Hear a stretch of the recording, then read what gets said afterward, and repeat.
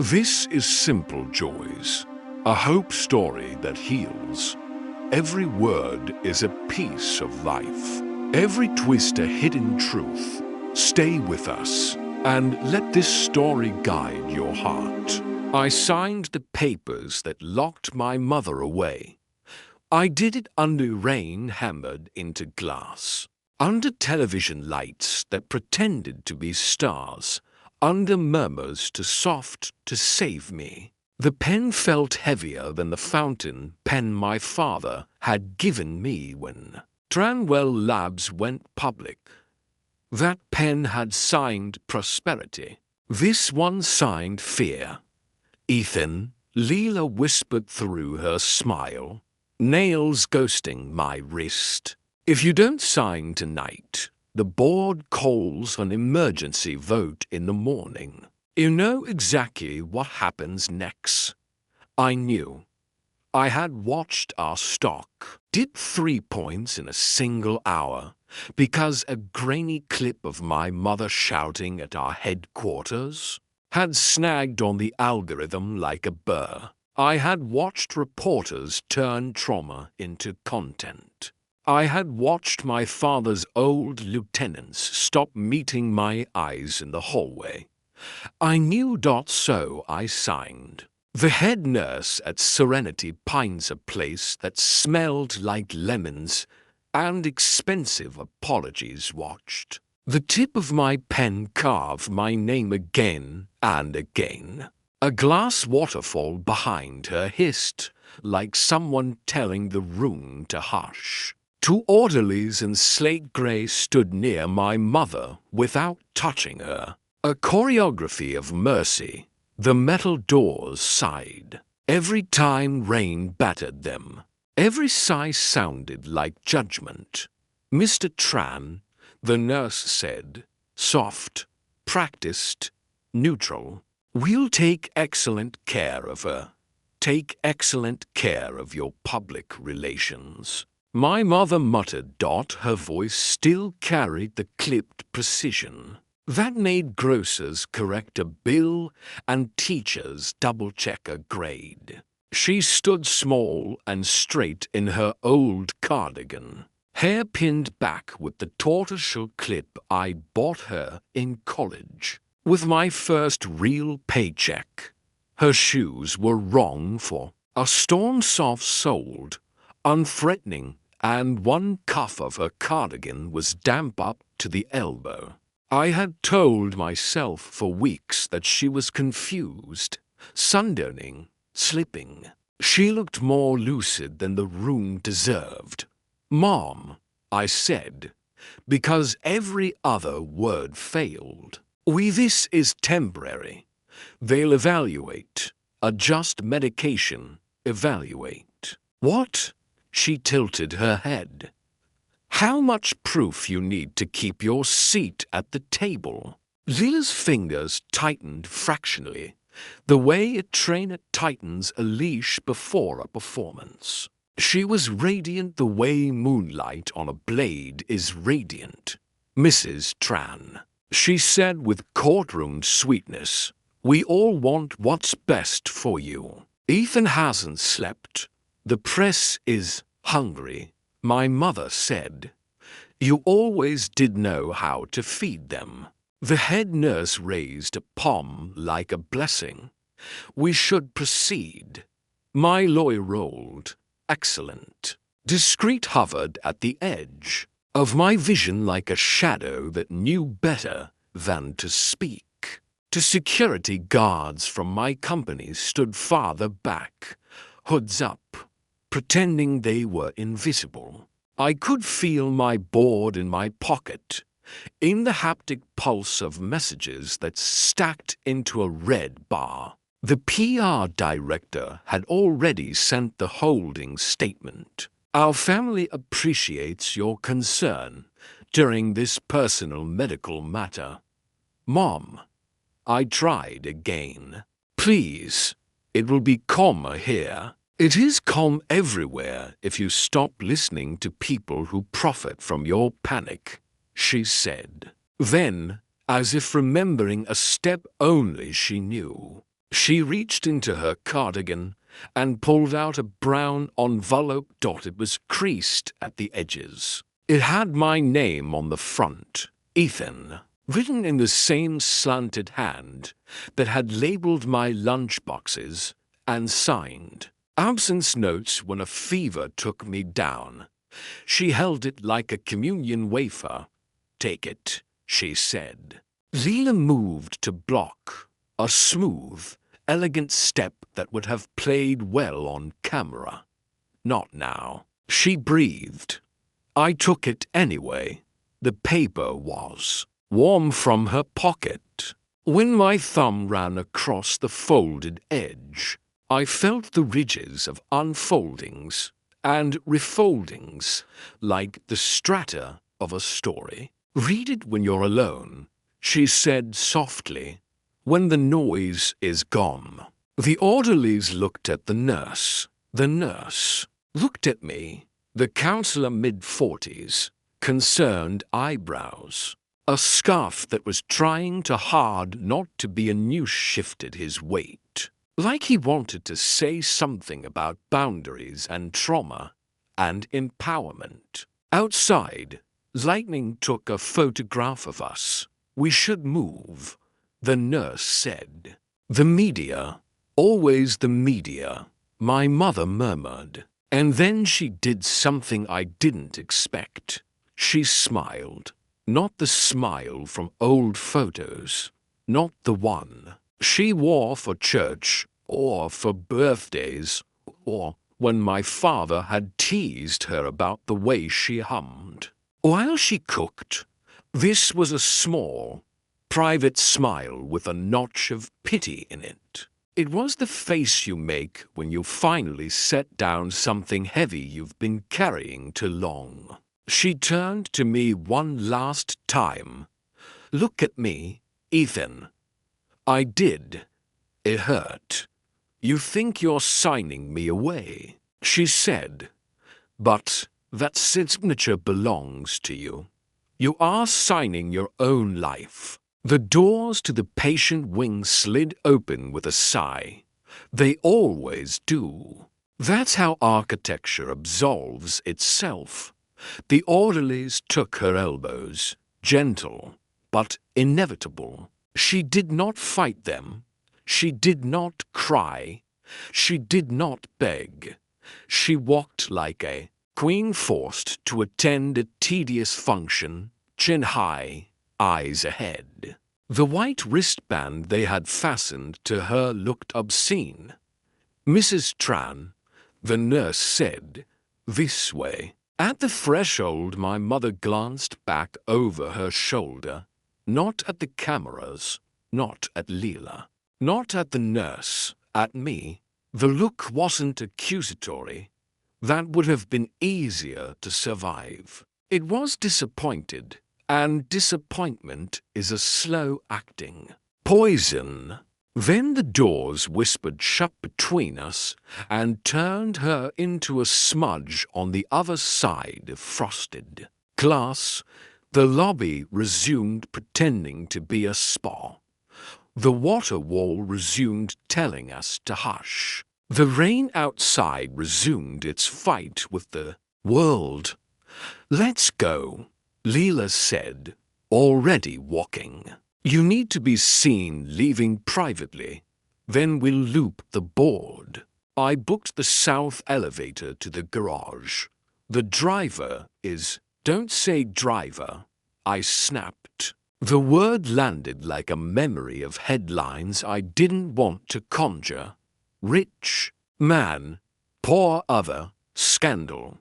She tilted her head. "Then say what you mean." "What I mean is give me a minute. 30 seconds. She checked her watch. "We can't give the photographers a second angle." I tucked the envelope deeper into my coat. It felt like contraband. I wasn't sure whether I wanted to burn it or crawl inside it. On the way out, we passed a young man with eyes that had seen too much and a mother who had brought him here to save his life. She looked at me the way mothers look at men who can order other people's mothers taken away. The guard hit the door control. Humidity slapped my face like a warning. The moment we stepped under the covered entry, microphones rose like flowers. Mr. Tran, is it true your mother caused a scene at Tranwell Labs? Mr. Tran, why here? Is she dangerous? Is this to stabilize the stock price? My mouth moved, the statement training taking over. My family asks for privacy while we focus on my mother's health, I said. Because that sentence had the right shape. We appreciate the staff at Serenity Pines. Because that sentence had a sponsor. Ethan, a voice called from somewhere I couldn't see. Does she have a diagnosis or just bad timing? Lila's palm pressed my spine. Move, move, smile, move. We didn't run. People who run look guilty. We didn't stroll. People who stroll look arrogant. We executed the choreography of the scandalized rich. The black sedan was waiting. When its door opened, the warm leather smell rushed out at me and almost made me gag. Home. Leela told the driver. Garage entrance. He nodded. He was new. They were all new these days. Old staff had become liabilities the way familiarity becomes a weapon when a camera shows up. In the back seat, Leela went practical. We'll need to lock comments on your last 3 posts. She said, I told Elise to schedule a throwback of you at the pediatric wing opening. A humanizing post. Kids neutralize anger. Tomorrow morning, we say you're grateful for the messages and that you're spending time with family. No photos.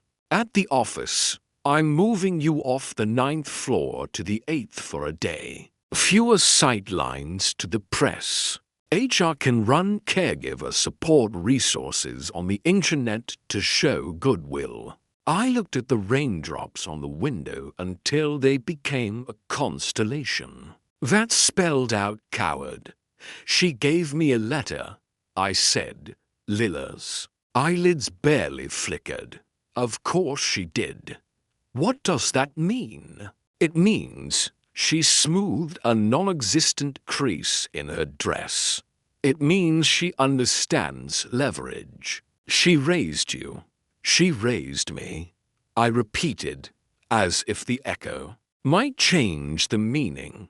She raised me. The driver took a corner slowly, respectfully, like he knew a bad turn could be tomorrow's headline. City lights smeared themselves across wet asphalt. A billboard for Tranwell's new antiviral stared down like a rebuke. Saving tomorrow, today. At home, the garage swallowed us. The security gate dropped its steel eyelid. Our elevator recognized our key fobs and closed us into our private world of clean lines and quiet coffee machines and the kind of tasteful art that looks expensive. Because it means nothing. I'll call Elise, Leela said, already dialing. Take a shower, red eyes read as guilt, and change your tie. The Navy makes you look washed out on camera. In a minute, I said, Elise. She said into her phone, stepping away. Yes, he signed. Yes, no. She didn't. Listen. Focus. I need the clinic photo with the purple balloons. Schedule for 7 a.m. Eastern. Caption draft incoming. I stood in the foyer with the envelope burning a hole through my coat and into My sternum. The house was warm and smelled like the eucalyptus diffuser our decorator insisted was essential to modern life. The living room beyond offered itself the way a hotel lobby offers itself, opulent, unused. On the console table, a silver-framed photo of my parents on their 30th anniversary smiled at me. With an ease I had not inherited, I pulled the envelope out. The flap had been sealed with a line of glue that had picked up lint somewhere along the way. My name looked like a verdict. I slid a finger under the flap, then stopped. What if it's cruel? I said out loud, not realizing until the words left that I was asking the question to my father's absence. What if it was a list of my failures in the cruelest possible order? What if it was 30 pages of prayer? What if it was a recipe? What if it was nothing and I had made it into a symbol because symbols are easier to hold than facts? Ethan, Lila's voice carried from the kitchen, crisp as an email. They want to know if we'll authorize a family quote from your mother's. Doctor, we can draft one and get it approved by the clinic's PR. No, I said. No to the quote or no to me asking. Yes. She appeared in the doorway, all edges softened by lamplight. What's in the letter? I haven't opened it. Then don't. Not tonight. She crossed to me and put her hands on my shoulders as if I was a client who needed to be. Convinced of a merger. You're raw. Whatever it says will make you do something dramatic. Dramatic reads as unstable.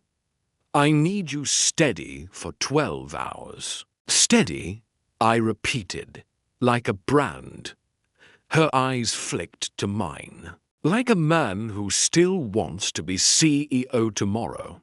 There it was, the question behind every one of her sentences. Do you? She asked. A gust of wind threw rain at the kitchen, window-like handfuls of gravel. Somewhere in the building, a pipe knocked. My phone buzzed twice our CFO, our general counsel. The envelope crinkled in my fist. I want to not be a villain, I said. You want the impossible. She said gently, tonight you choose the damage you can manage. She kissed my cheek the way you kiss a colleague in a city where kisses are currency. Sleep. I'll be in the study. We'll be fine. She left. I was alone with my name on a brown page. I carried the envelope to my office. It was the room I liked best because it pretended to be a library. Dark wood, a rug that swallowed sound, shelves of books I had meant to read. The rain on the skylight filled the air with a hiss like white noise. A framed newspaper page from the day Tranwell launched its first drug hung above my desk. Headline circled in red by my father's hand. Do the work nitrogen monoxide, one else will. I sat. The leather chair gave and held like forgiveness. I opened the envelope. A single sheet slid out, folded in thirds. There was something else thinner, plastic, the size of a credit card. It stayed tucked behind until I flattened the letter. Son. It began. The first word stopped my breath. Son, not Ethan, not Mr. Tran. Not whatever name the press was typing. Son, by the time you read this, the room will be too quiet, and the quiet will be loud. You will be tempted to fill it with other people's voices. Don't. Sit with this one. I read faster than I should have, slower than I could bear. Her sentences were careful, untangled from heat. She did not scold. She did not list grievances. She told me a story I didn't know I had been living, about the company's early days, about my father's last months, about documents he had asked her to keep safe, about choices that were only choices if you pretended consequences didn't exist. The words trust and ethics appeared often, not as jargon, but as furniture solid. In the middle of the room, unavoidable. Then I reached the paragraph that felt like a door dot. There is a trust, Ethan. Not the kind your lawyers file, though there is that too. A human trust. Your father believed Tranwell should never be run by a person who would trade a parent's dignity for a headline. He asked me to hold the key to that promise. I have done so.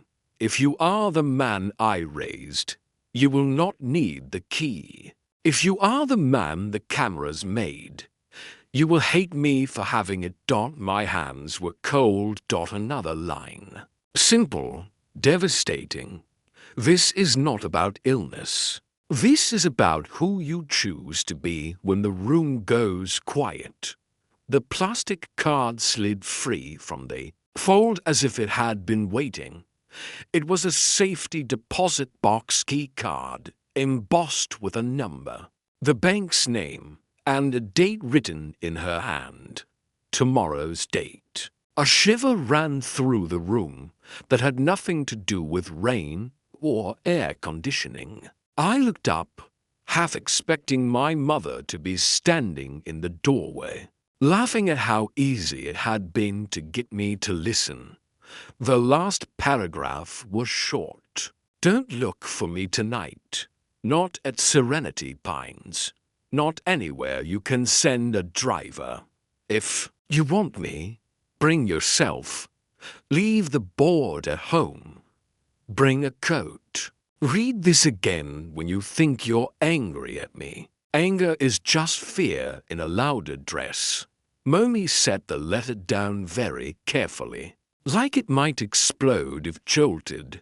The rain softened for a moment, then doubled its effort. A siren wailed, distant and thin. Somewhere in our building a lift thumped, and stopped, and resumed. The city breathed around us like an animal with a long history of surviving. Ethan, Zila's voice came from the hall, and I flinched as if I'd been caught stealing. You awake? Yes. Good. Legal wants to know if your mother signed the intake forms herself or if you did as proxy. Why? They're anticipating a line of attack. Involuntary commitment.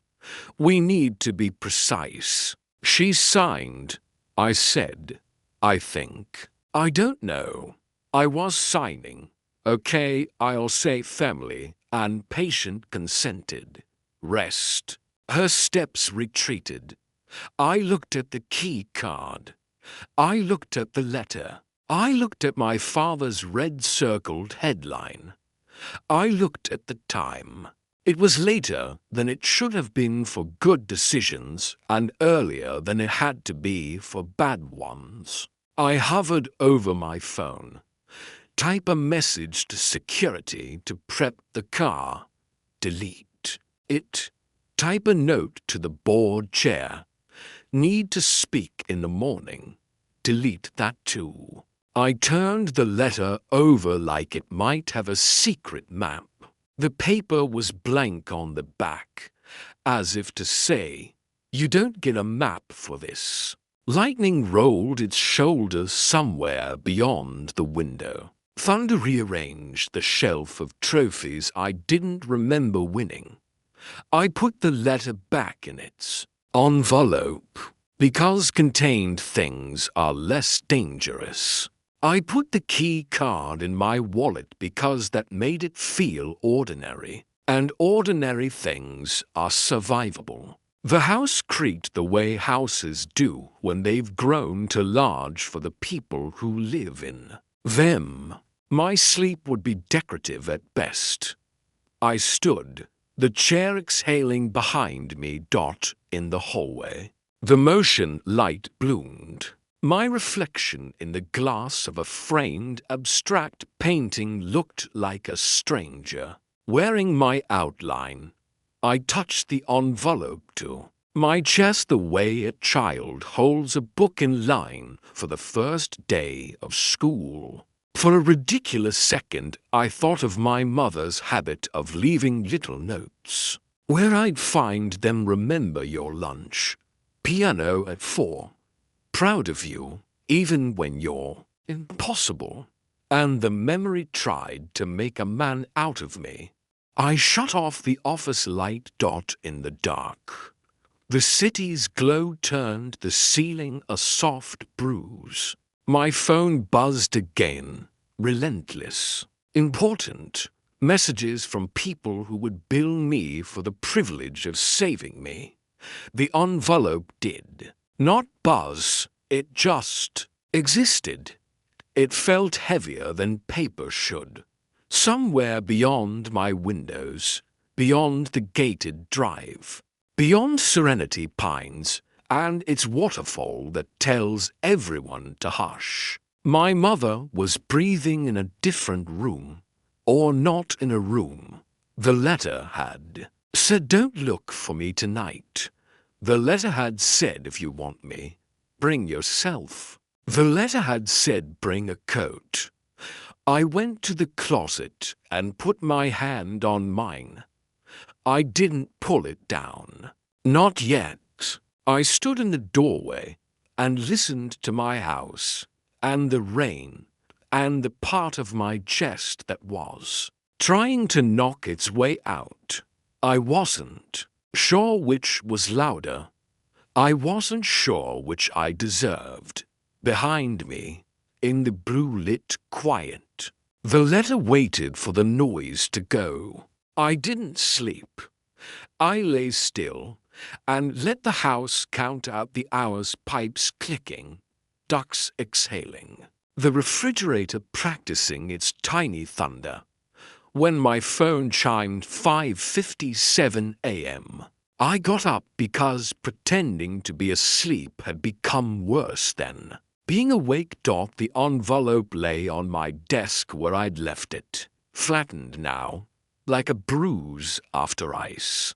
The safety deposit key card sat beside it, harmless as a hotel loyalty card. I put both in my inside pocket and looked in the mirror. The man there had CEO shoulders and a stranger's eyes. Leela was already dressed, hair perfect, phone in one hand and a glass of something green in the other. Our post is up, she said, without good morning. Smiling kids, purple balloons, comments limited. I've lined up 3 surrogates to go on cable by noon. Caregiver burnout. Stigma around mental health. The works. Your job is to say nothing until I tell you to. I booked you with Alvarez for 9 sharp. Alvarez. I repeated. Our board chair. A man whose hobbies included rowing at dawn and letting you watch him think. And Victor, she added, General Counsel. We keep it inside the circle. The elevator to Tranwell's 8th floor opened into a hallway that smelled like neutral money. The security guard at the reception desk lifted a hand. His mouth moved in something that wanted to be sympathy and wasn't sure it had permission. On the wall, our mission statement glowed in brushed steel. Saving tomorrow, today. I could feel my mother's signature inside my jacket like heat. Ethan. Alvarez rose when I came in, which was unusual enough to feel like a camera trick. He had already loosened his tie, a thing he only did when he wanted you to think he was human. Victor stood near the window, tapping a pen against a legal pad in for quarterstime.Nate, our CFO, hovered by the credenza pouring coffee he wouldn't drink. Before anyone could choose the opening move, my phone vibrated. Unknown number. I almost let it go to voicemail until the preview flashed Serenity Pines. I answered. This is Ethan Tran. Mr. Tran, this is Nurse Supervisor Collins at Serenity Pines. A woman said in a voice engineered to calm planes. We need to inform you that your mother is not in her room. The room dropped 6 degrees. Victor stopped tapping. What do you mean not? She is not currently on the unit. We have initiated our elopement protocol. Elopement. The word landed ridiculous in my mouth. A romantic comedy verb attached to a building with cameras and coded doors. It means a patient has left the designated care area without permission, Collins said. We're reviewing video. The storm caused intermittent outages last night. We're working with our facilities team. Leela stepped closer, her expression becoming alert. Weaponized empathy, asked if she left against medical advice. She mouthed. Did she sign out? I asked. A pause. There is no record of a voluntary discharge. She can't just disappear, I said, to Loud. There are bracelets, cameras. I understand how distressing this is, Collins said. Which was the sentence you say when you can't do the sentence the person needs. We've notified law enforcement, as we're required to do. We're very sorry. The call ended with apologies and instructions to await the police when I looked up. 3 separate versions of catastrophe were staring at me. Missing mother. After commitment, Nate said softly, it trends itself. We hold, Leela said. We say we're cooperating. We do not confirm she's missing. We say we're in contact. The word elopement never leaves this room. Alvarez sat slowly, pivoting his chair to look at the river as if water solved character. Ethan, did you sign those papers because your mother needed help? Or because your stock needed help? Don't, Leela snapped. He held up a hand. Détente, a simple question. I could hear Serenity Pines in my ear. We have initiated our elopement protocol. The words made my mother a signal flare. I reached into my jacket, felt paper. She gave me a letter. I said. 3 heads turned. Like a flock. When? Victor asked. Last night, before they took her back. And you didn't mention this, Leela said. I am mentioning it now. Victor extended his hand. May I? No, I said, surprising even myself. I pulled the letter out, not to hand over, but to read again, as if it might have grown a new paragraph while I slept. It hadn't. The same careful ink, the same lines that made me feel seen and indicted at once, the same sentence about a trust. I slid out the key card and put it on the table between us. It made a small, decisive sound when it landed, What's that? Nate asked. A key to a safety deposit box, I said. My mother said to use it today. Silence calibrated itself. It did that in boardrooms. Which bank? Victor asked. I told him. Alvarez's eyebrows went up. Old school. My father liked institutions with vaults, I said. He liked things you could touch. You think this is relevant? Leela asked. Today is a 5-alarm fire, Ethan. If this is sentiment, it won't be, Victor said. He was already making a list. We'll send a messenger. I'll go, I said. No. Leela said automatically. Yes, I said, and nobody applauded, but some part of me did. Alvarez steepled his fingers. Go. Take a car with no plates. Text me when you have it. We'll keep the wolves busy. Wolves. Nate echoed faintly. I stood. Leela blocked the door with a beautiful shoulder. You disappear in the middle of this, and the narrative becomes dereliction of duty. The narrative already is that I locked my mother away and she vanished. I said, a man going to a bank is not the scandal. She watched my face for a long second, then stepped aside. Take Victor, she said.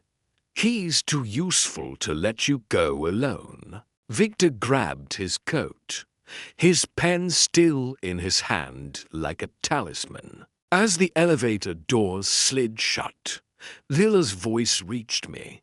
Get in and get out. And even if it's just another letter, don't do anything we can't spin. The bank liked marble, brass, and quiet. The manager liked me. He liked my father more. He took us downstairs himself, as if we were to be shown a family tomb. Your mother called an hour ago, he said casually, as if he were telling me the weather. She confirmed you'd be coming. I stopped. She called from where? From a number I didn't recognize. He smiled his customer smile. I trust your mother. She's formidable. The vault doors performed their ceremony. Metal swung inward with the dignity of something that had outlived wars. The manager led us past rows of boxes to a small room with a table that had no story. Victor shut the door, and for the first time all morning I could hear my own pulse. I slid the key card into the slot, turned the physical key the manager had left. The box thudded forward. Inside, a thin stack of folders bound with a navy ribbon, a small black thumb drive in a clear case, and a sealed envelope with my name on it in my father's square hand. I didn't touch the envelope first. I lifted the folders. The ribbon held. The smell of paper that had been waiting. The top tab read, Tranwell Family Trust amended. Victor's eyes sharpened like a camera finding focus. May I? He asked again, and this time I let him. We read together. The language was loyally and careful.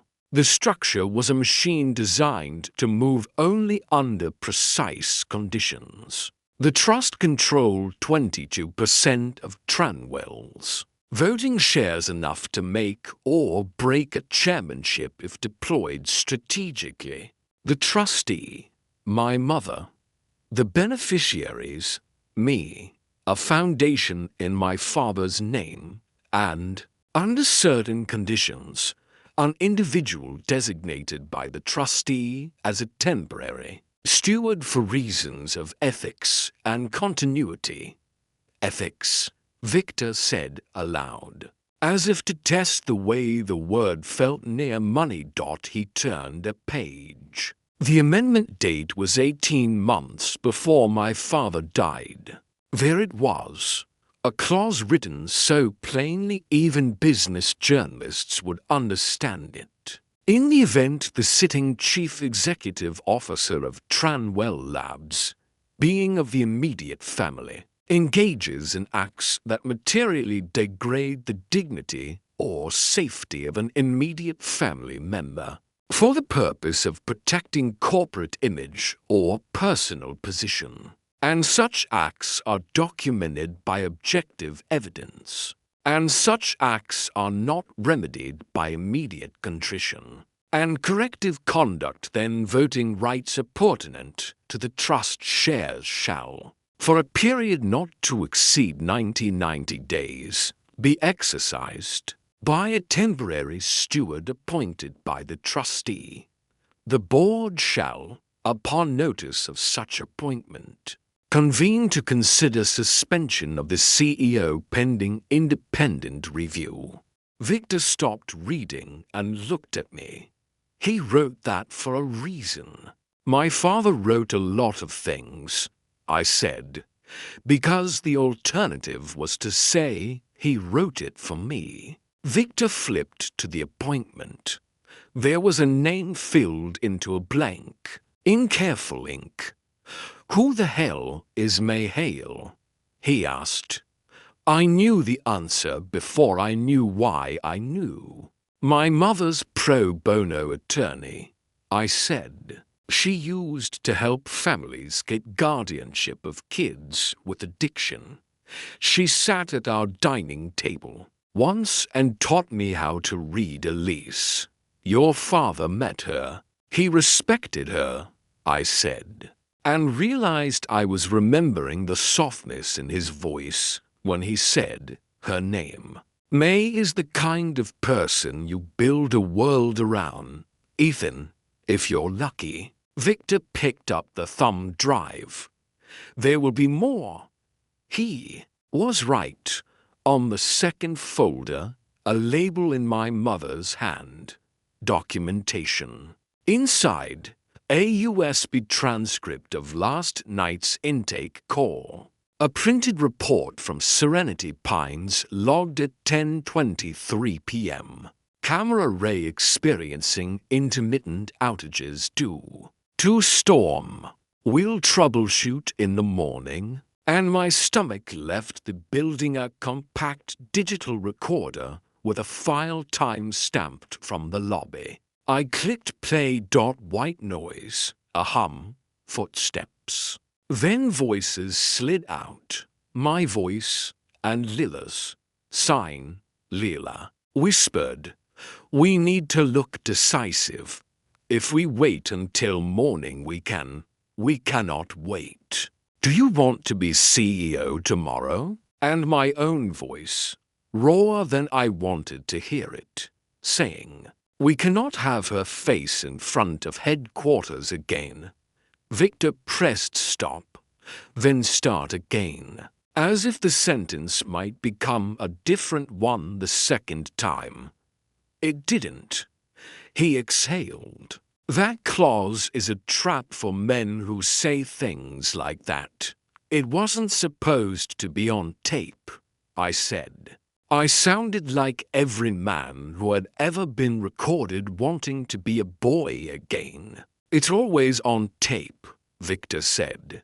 I picked up the sealed envelope with my father's hand on the front. I didn't open it. I couldn't. Not in a small grey room where air fought oxygen for dominance. I slid it into my jacket with my mother's letter and the recorder, as if paper could protect me from paper. "Next steps," Victor said, switching into the gear that saved companies. "We take copies. We give nothing original to anyone. We call Alvarez. We schedule an emergency session. We control the release." My phone vibrated like a heart. That had found a reason. Unknown number again. But not Serenity Pines, I answered, a woman's voice, low and certain. Mr. Tran, this is May Hale, your mother's counsel. I almost dropped the phone. Miss Hale, I assume you're in a vault right now, she said. Good. Your mother is safe. The chair scraped under me. Where? I won't say on an unsecured line. She left Serenity Pines because she was never a danger to anyone, and because she refuses to be used as a prop in your press strategy. I didn't. I started, and she let the sentence die politely. We are invoking the temporary steward clause, she continued. At 11 o'clock, I will present documentation to your board. Your father, God rest him, anticipated a moment exactly like this. I prefer to believe he did so hoping it would never be necessary. Please be at the meeting. Bring your better self. The line clicked. She did not wait for me to agree. Victor had already dialed Alvarez. We have the trust, he said when Alvarez picked up. And we just got the call. She's moving. Of course she is, Alvarez said. 11 o'clock. Conference room A, Ethan? I'll be there, I said. Bring your better self, Alvarez said. And hung up, because men like him liked the symmetry of borrowing a line. We copied what we needed. We returned what we didn't to the box. We climbed back into the city that had no intention of forgiving me. On the ride back, my feeds were aboil. Hashtag Wereshana, my mother's first name they'd stolen from old charity galas, was climbing. Someone had posted a photo of me leaving Serenity Pines. My hand on my mother's envelope like a man checking his heartbeat. The comments divided into thirds. The ones that called me a monster. The ones that called me a martyr. The ones that said the real crime was how much I paid for my haircut. In the lobby. The receptionist looked like she wanted to tell me something human, and remembered her job was to tell me nothing. In the conference room, water pitchers perilously close to microphones. Alvarez and 3 other directors were already seated. Leela stood near the window with a lease from PR to phones in her hand now like pistols. News? I asked. Channel 7 is running with missing mother of CEO. Elise said without looking up. We got them to take off locked up in the subhead. We'll never get them to take off missing. Victor set the folders on the table. Before May arrives, he said, we should be clear on our posture. Our posture, Leela said, is that any alleged clause will be reviewed by our counsel, and that family matters should not be adjudicated in the press. Our posture, Alvarez said mildly, is that if this clause is as clean as it looked, we follow the law and do not set the building on fire to keep our hands warm. The door opened. A woman in a raincoat the color of warning stepped in, closed the door, and took off the coat like a soldier removing armor. May Hale wasn't tall, but the room made space for her anyway. She had a file case under one arm and the expression of someone who has already won and is willing to be gracious about it. Good morning, she said to all of us, and then, looking directly at me, Ethan. Miss Hale, I said, and stood because I still remembered some civility. She set her case on the table.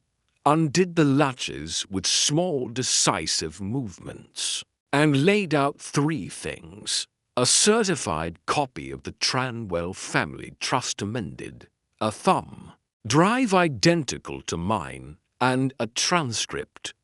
"I'm not here to humiliate anyone," she began. "I am here to ensure that Mr. Tran Sr.'s wishes are honored, and that Mrs. Tran is treated like a human being, not a communications problem. Your bylaws and your father's language are refreshingly clear. The temporary steward clause is triggered by three conditions: an act that degrades a family member's dignity for corporate image, objective documentation, and lack of immediate contrition." She slid the transcript toward Alvarez. "Here's your objective documentation. Audio recorded at Serenity Pines last night with Mrs. Tran's consent. A copy is already lodged with the court." Lila's smile flickered. "With the court, of course," May said. "When the board convenes to consider a suspension, it is useful to have a judge ready to bless your good sense." Victor cleared his throat. "Ms. Hale, there may be interpretive leeway." "There is not," she said, and her voice was almost cheerful. "Do not embarrass yourself. This isn't about optics. It's about who gets to vote a block of shares for 90 days while a man remembers who raised him." Alvarez looked at me. "Ethan," I could feel the letter burning through suit fabric to skin. "Bring your better self. I will not fight this," I said, and Lila took a step I could feel in my bones. "What?" she said.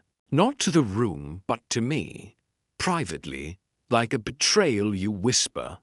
"For the record," I said. Looking at Alvarez, "I signed last night to protect the company. That is the truth I told myself.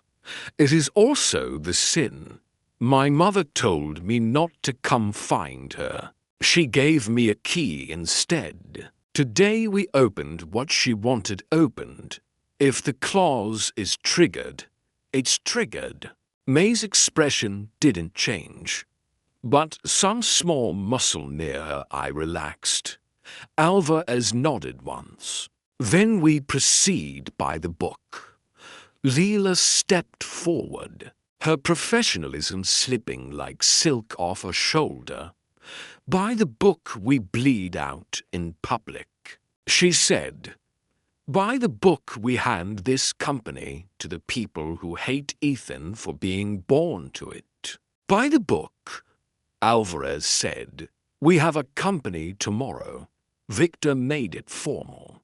"Motion to appoint temporary steward per the trust instrument and to suspend the CEO, pending independent review." "Second," said Director 2. "In favor." Hands rose. 2 abstained. 1 opposed. Leela looked like someone had swapped the air for something heavier. Alvarez turned to me. "Ethan, for appearances you step out while we finalize. We'll craft language that doesn't immolate you. And if you're the man, I hope you'll spend the next few hours not with a camera." I stood. My chair made a sound like regret. In the hallway, Leela followed. "You can't just lay down," she said, low and furious. "We fight. We bring in our own lawyers. We say the tape is doctored. We do not," I said. She laughed once. The kind of laugh you cut with a diamond. "You are going to let your mother blow up your life because she wrote you a poem and left you a key?" "She wrote me a mirror," I said. I looked. I didn't like the person in it. Lila's eyes flashed. You love being good in the abstract, she said. In practice, you like winning. I like sleeping, I said, and the words were so tired they almost fell over. She stared at me a moment longer, and I watched a calculation happen behind her face like a tide going out. Fine, she said. Die on whatever hill makes you. Feel baptized.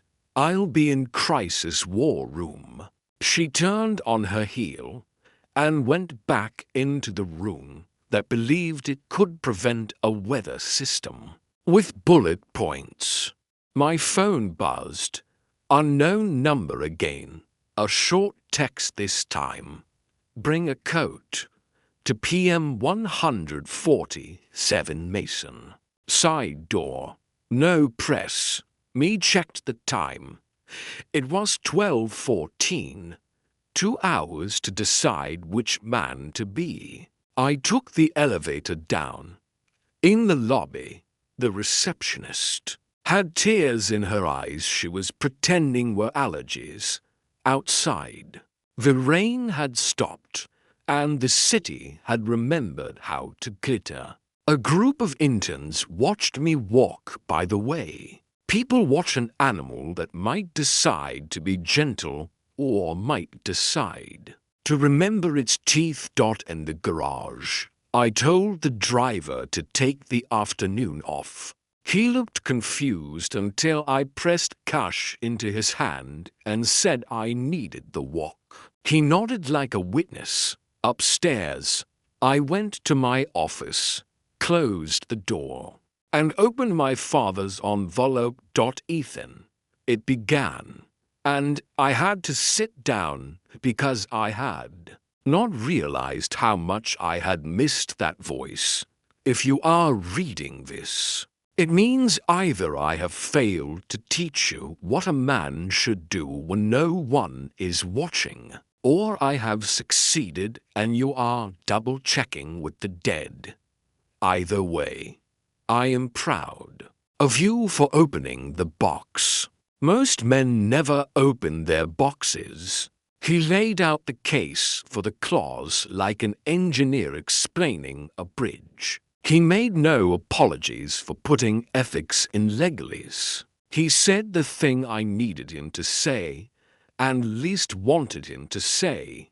A son who cannot defend his mother's dignity cannot defend a company's dot at the bottom, under his name.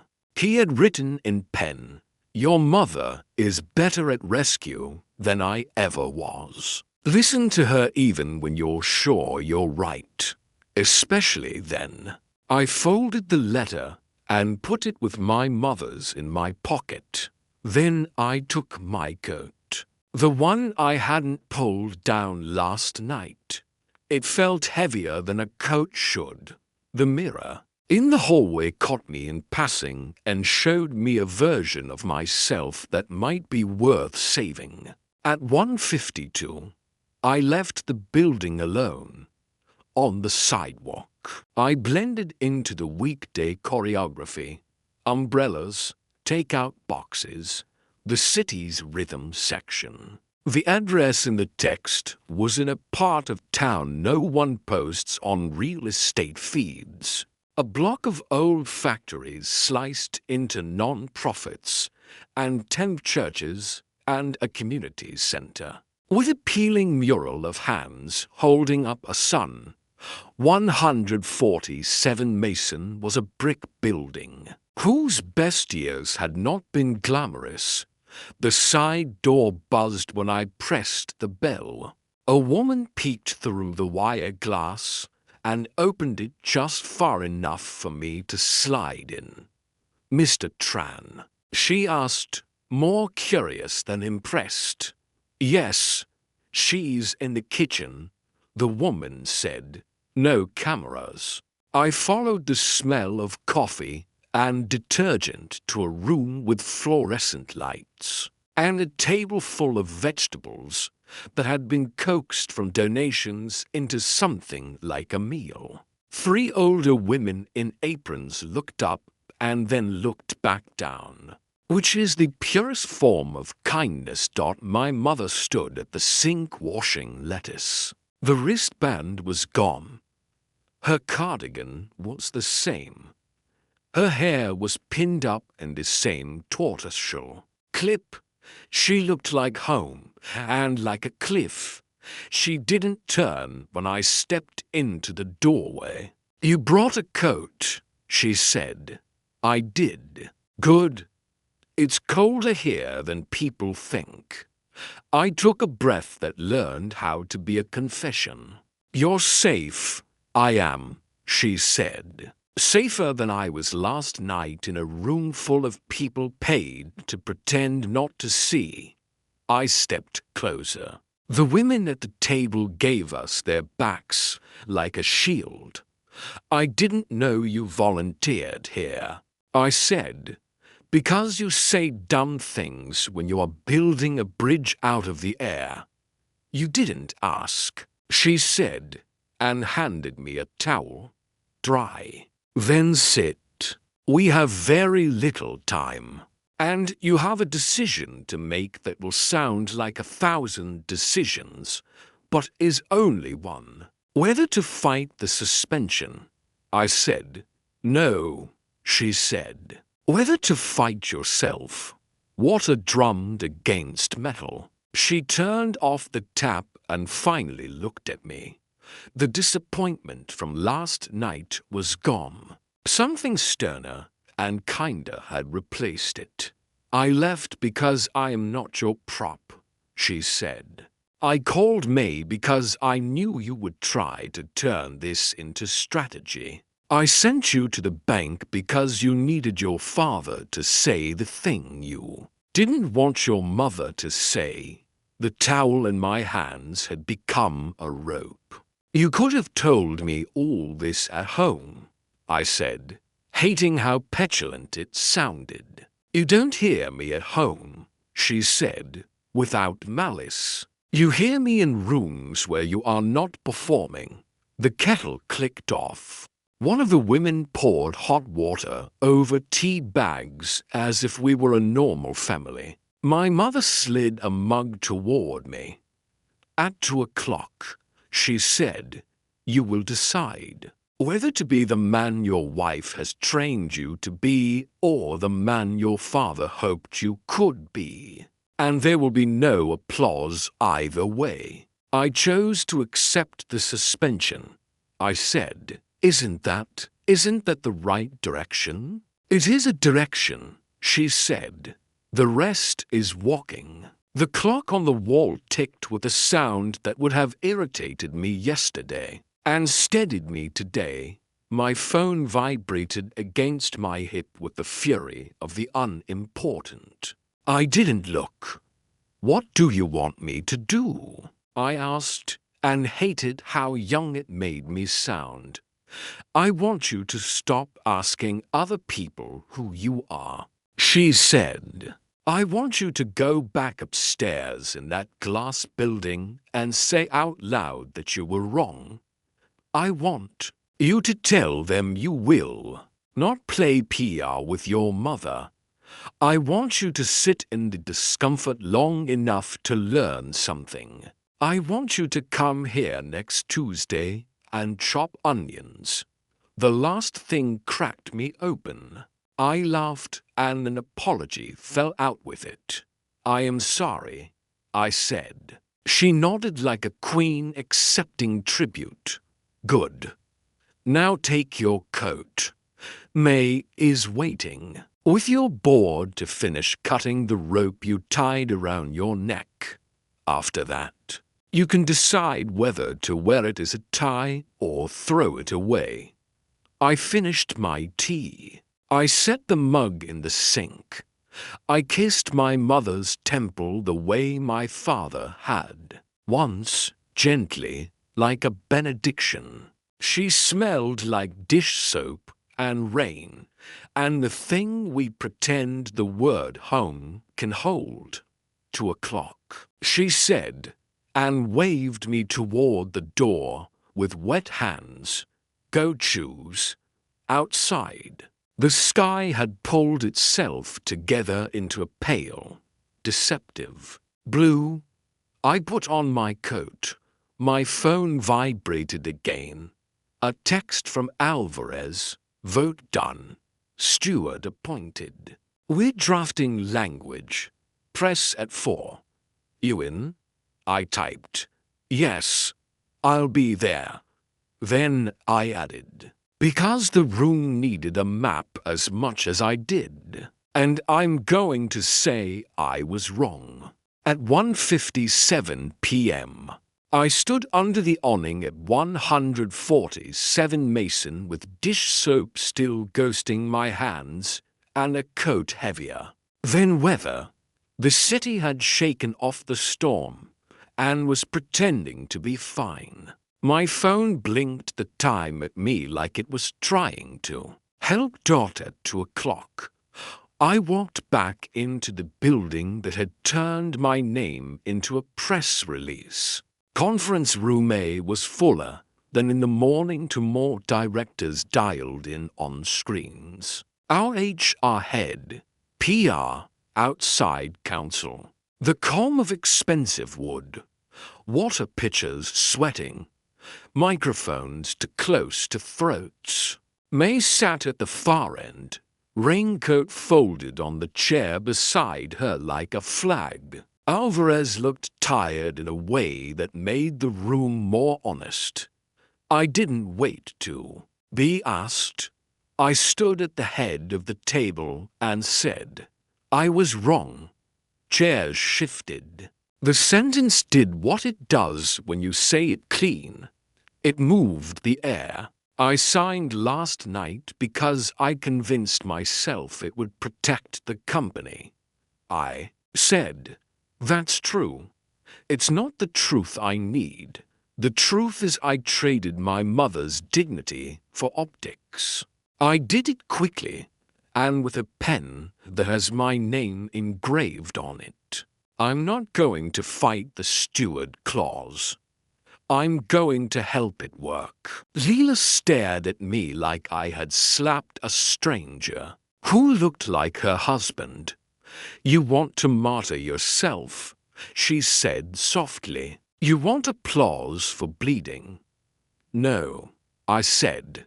I want to stop cutting.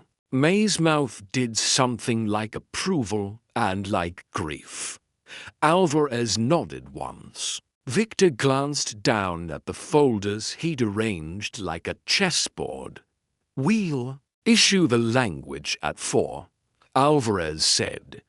Temporary steward appointed per the trust. CEO suspended pending independent review. Board commissioning outside ethics audit. Family requests privacy. No speculation about medical condition. No mention of missing. Mrs. Tran is safe. Good, May said, and slid a sheet across the table. Add this.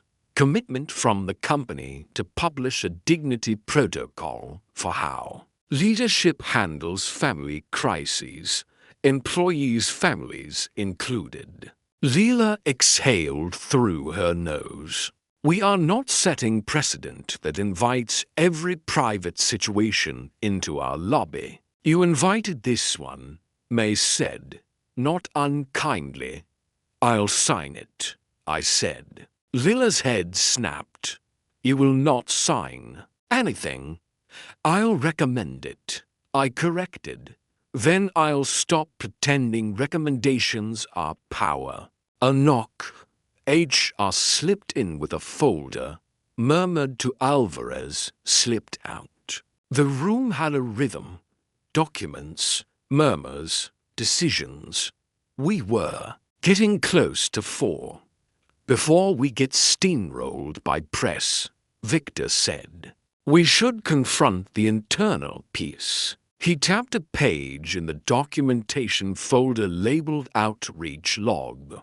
Someone from our office called Serenity Pines at 5:40 p.m. yesterday, hours before the commitment. and asked specific questions about patient intake optics and privacy. Zones for high-profile families. Caller ID masked. The facility logged it anyway. The same number called Channel 7's assignment desk at 6:03.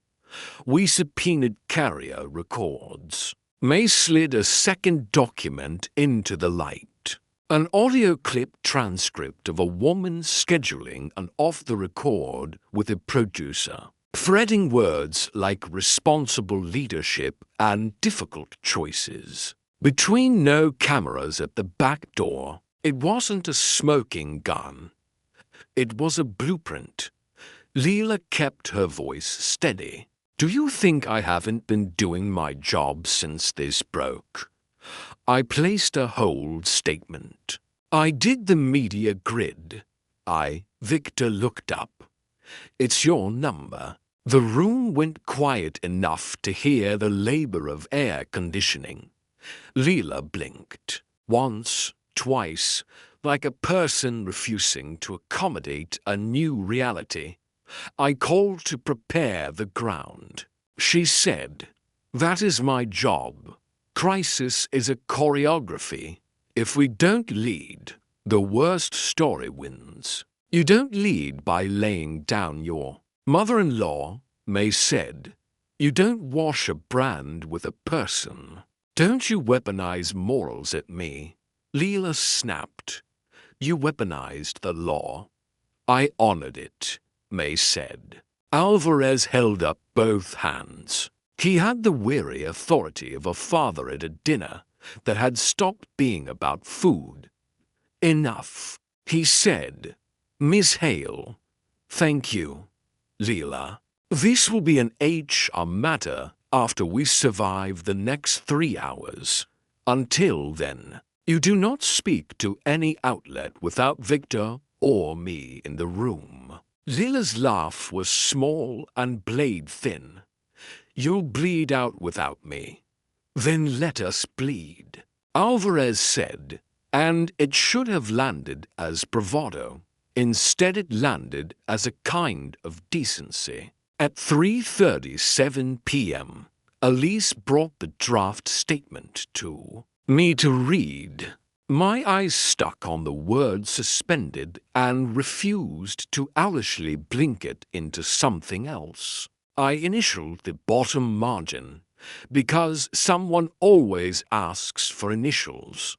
May reviewed and nodded. Alvarez signed. Security will take you to the small theater on the first floor, Elise said, her voice in the gear where professionals keep their fear. No step and repeat. You'll read. We'll take one question to avoid the optics of hiding. You will not improvise. I will not improvise, I said, knowing I might. We walked. The theater made the performance seem smaller, and therefore more intimate, and therefore more dangerous. The lectern had been borrowed from some internal awards ceremony. A Tranwell logo still hung from the front like legacy. The seats were full of journalists who had aged overnight, interns whose thumbs were already live, lenses with more memory than conscience, and 3 cameras from Channel 7 that had, in the last 6 hours, rebranded my mother as missing, and then not missing without apology. Alvarez went first. He spoke as a man whose voice was confident the world would respond to reason. This afternoon, he said, Tranwell Labs is implementing provisions of the Tranwell Family Trust that require a temporary steward over voting shares. Effective immediately, Mr. Ethan Tran will be suspended pending independent review. The board has initiated an ethics audit. Mrs. Hannah Tran is safe. This is a family matter. It is also a governance matter. We will treat it as both. Then it was my turn. I took the lectern. The Tranwell logo glared at me as if it might bite. I put both hands on the wood, not to look sincere, but because otherwise they would shake. "My name is Ethan Tran," I said, "and last night I made a decision that traded my mother's dignity for corporate comfort. I told myself I was protecting a company that does good work. We do, and I'm proud of that work. But a company is not an excuse to behave like a son I wouldn't hire." The rustle was a wave. It rolled and came back.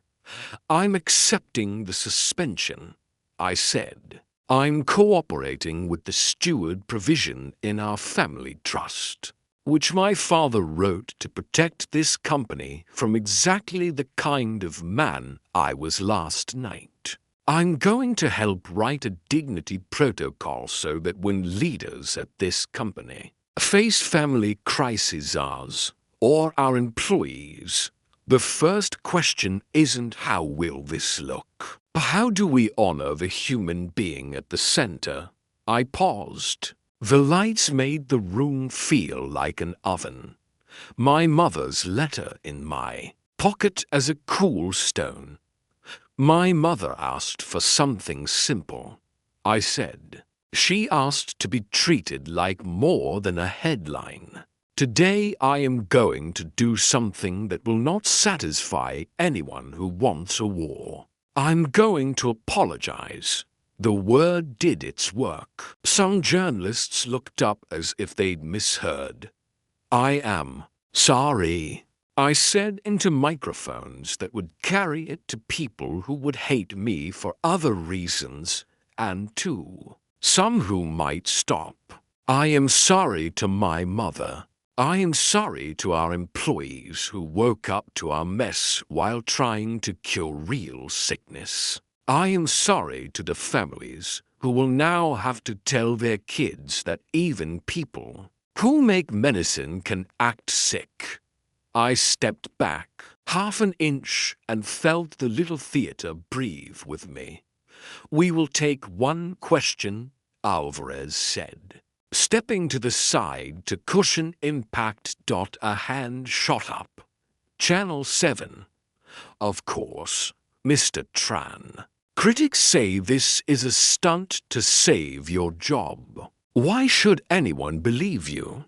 I leaned toward the mic. "Because it is a better question for me to answer with the next 90 days than with this sentence," I said. "And because my mother doesn't care if I keep my job." There was a murmur that might have been surprise, might have been relief, might have been hunger pivoting to a new angle. "We're done," Alvarez said, and cut it before the room could turn. Backstage there was the usual choreography: handlers, a small bottle of water that thought it was helpful, phones thrust at me with messages I didn't read. In a hallway, Leela waited, arms crossed, mouth align. "You just gave them a confession," she said. "I gave them a man," I said, and kept walking. "Do you think they'll forgive you because you said sorry?" she called after me. "This isn't church, Ethan. It's a marketplace." I stopped and let the sentence reach me. Then I turned. "Maybe we sell something else," I said. Her eyes, always so bright under television lights, dimmed. I saw the fatigue under the glamour. I saw the calculus that had kept both of us fed. She stepped closer, voice low. "If you had followed my plan, we would have coasted this. We would have bought time." "I don't want to buy time with my mother," I said. "I want to buy it with my work." A muscle jumped in her jaw. "Then I might not be the right partner for you," she said, and it was not a threat. It was weather. Maybe we haven't been for a while, I said, and the floor did the kind thing of not falling away. We stood there for a beat of the old life, both of us noticing that the world had failed to end when the script changed. Then she nodded once, a professional courtesy at the end of a long project, and went to brief a camera that would find a way to tell a different story. The rest of the afternoon smelled like printer toner and rain drying on concrete. HR started its process with Leland personal, procedural, the way corporations apologize to themselves. May met me in a small conference room with no pretensions to elegance and a bowl of mints. That tasted like chalk. That was the right speech, she said. You meant it? Yes, I said. Meaning things is expensive, she said. Pay in installments. It hurts less. Where is she? I asked. Not a place you can send a car, she said. Because some lines are jokes and fences. I nodded. Tell her I'll be at the kitchen Tuesday. She told me to tell you to bring bandages, May said. You chop like a man who has paid other people to chop. I almost smiled. Then I sobered. There's something else in the box, I said, tapping my jacket where my father's letter sat. He says a son who can't defend his mother's dignity can't defend a company's. Your father was sometimes long-winded, May said. But he didn't miss. I'm not sure I deserve this company anymore, I said. Deserve is a word for fairy tales, she said. The real words are serve and learn. For what it's worth, my vote if I had one would be that you spend 90 days serving. And then we all see what you've learned. Then we'll see, I said at 6. The first wave of reaction hit the building like weather. The statement was live. Headlines split like cells. CEO suspended after admitting he failed his mother. Company to draft dignity protocol. Temporary steward takes helm. The markets did what they do when ethics shows up, flinched, then recalculated. Our stock dipped, then steadied a notch above despair. Employees emailed me, without CCing anyone. Thank you for saying it. My dad's sick. I've been hiding it. My mom is in hospice. I've been afraid to tell my manager. This place needs that protocol. I read them alone in my office while the city put its lights on like armor at 8. I went home. The house felt less like a stage and more like a room I could sit in. The eucalyptus diffuser had tired of being helpful. I turned it off and opened a window to let the air be itself. Leela's suitcase sat by the door. She was in the bedroom, zipping a dress bag with the care of someone who likes clothes more than companies. I booked a room at the Langford, she said without turning.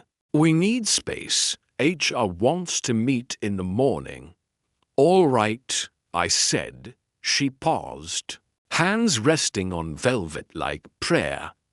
I didn't mean for your mother to be hurt, she said. I meant for the story to be clean. I know, I said, but the story's dirty because we live in it. She turned, and for a heartbeat I saw the woman from 10 years ago, ambitious. Yes, but with eyes that could go kind. You'll either be back on that stage in 3 months, she said, or you won't. If you are, you'll be something else. I don't know if I'll like that something. Me either, I said, but I'd like it to sleep. She nodded, then did the formal thing.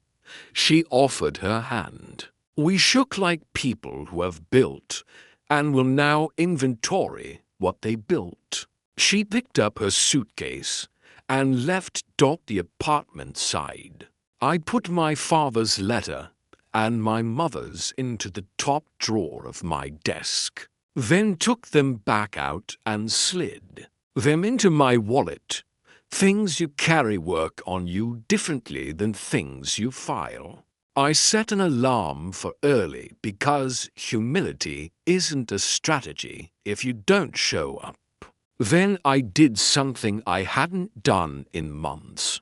I called my sister to time zones away, allergic to corporate theater, and told her the truth. She swore at me in a way that counted as love and said she'd call Mom in the morning. If May allowed it, I said, come Tuesday, and she said, text me the onion count. Sleep came like an animal that doesn't trust you, but is too tired. To run the next day hurt less than it could have because pain had somewhere to go. The temporary steward May, by board vote, moved quickly without cutting corners. She published the audit timeline. She met with employee resource groups who looked like no one on our executive floor. She put a box on the internet where people could tell us how they had been small to the people who loved them and big to the people who paid them. We learned that secrets breed in corridors with signs that say leadership. We learned that people will forgive a lot if you stop pretending you didn't do it. Serenity Pines put out a statement that used the word outage too often. Regulators paid them a visit. I didn't feel vindicated. I felt like a man who had learned that a nice lobby doesn't make a place gentle. Reporters came and went. The story cooled the way weather does when it has rained itself out. You can only refresh a headline so many times before the world orders dinner. I did not vanish. I went to meetings where I had no vote and offered context without angles. I called 3 mid-level managers whose parents were sick and told them to take the week. Without HR theater, I asked Alvarez what people at our size do when they realize they forgot how to look someone in the eye. He said, you start again. On Tuesday, I bought bandages.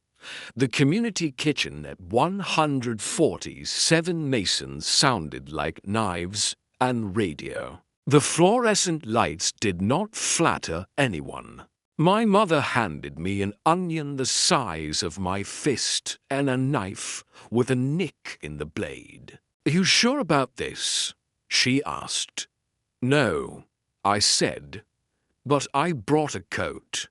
She laughed, the sound that made all the right parts of my chest wake up. Good. Cry into the onions. No one will know. I sliced badly.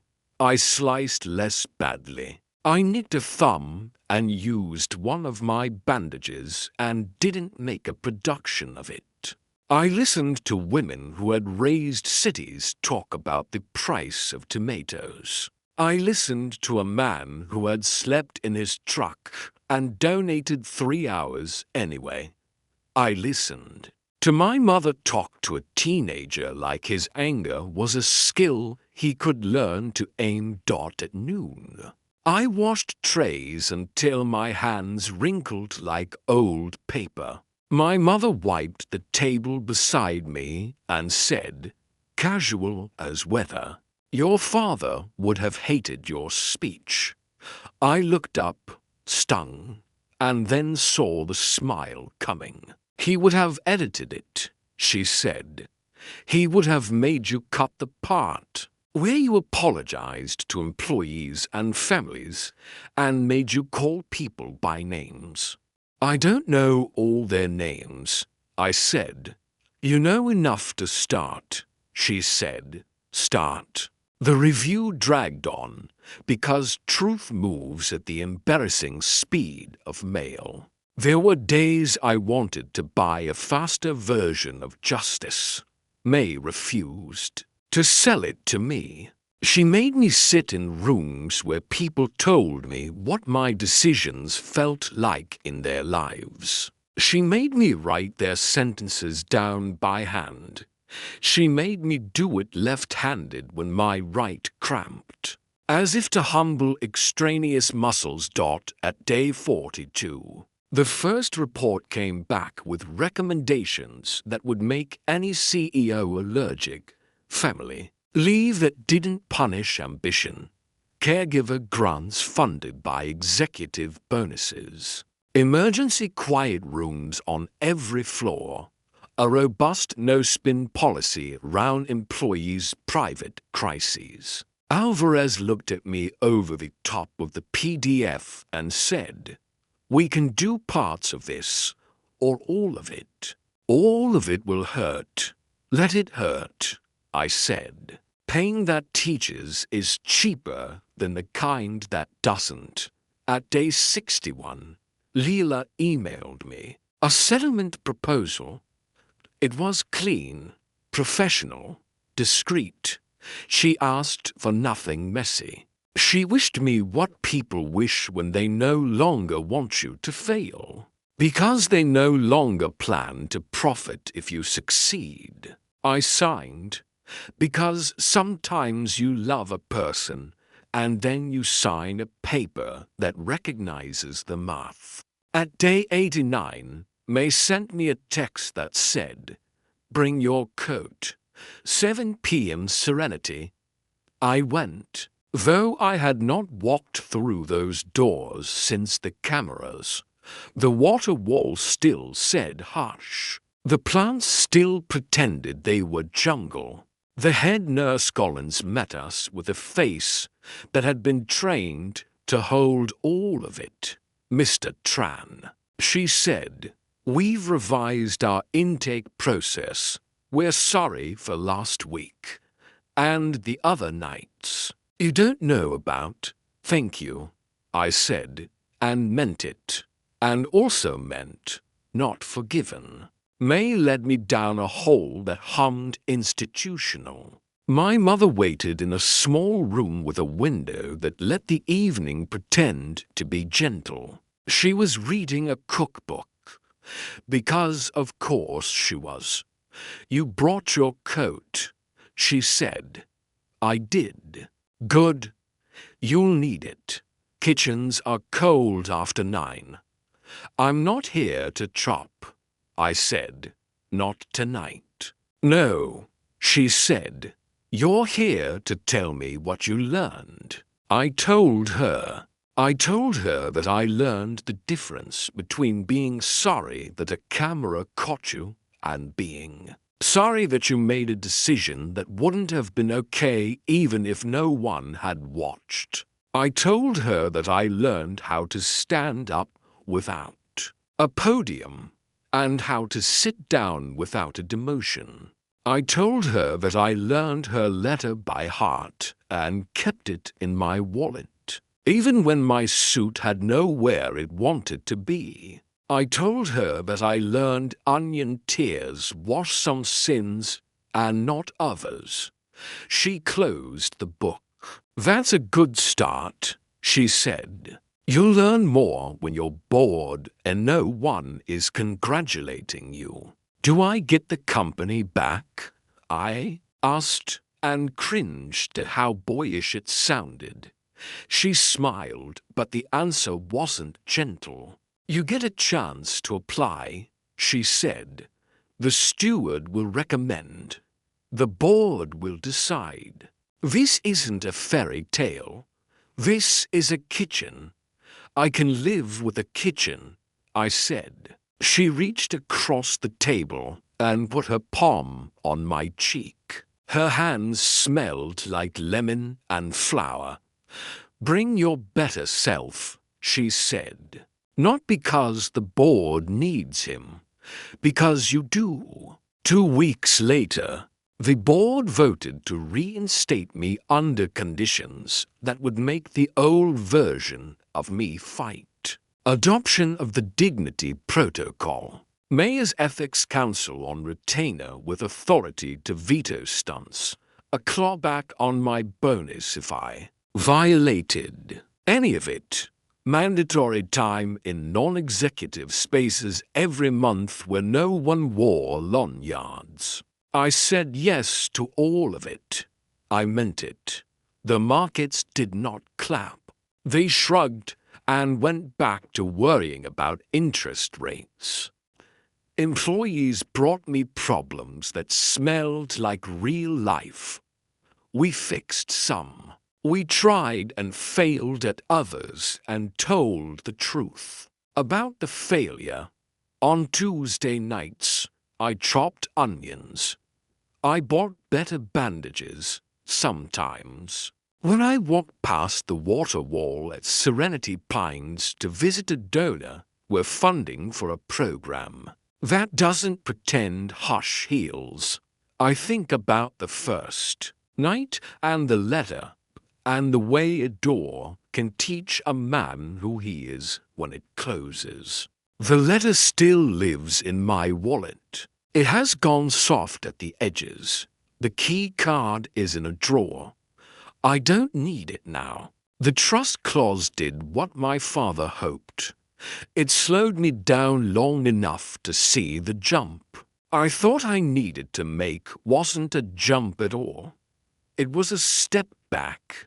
People still ask if the apology was a stunt.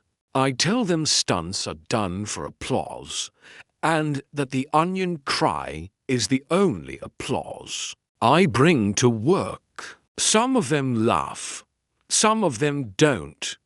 It's fine. One night, late, when the building was doing its lullaby, and the emails had finally decided to let me be unimportant, I took the letter out and read the line that had become a spine. This is not about illness. This is about who you choose to be when the room goes quiet. I turned off my office light. In the silence that followed, I chose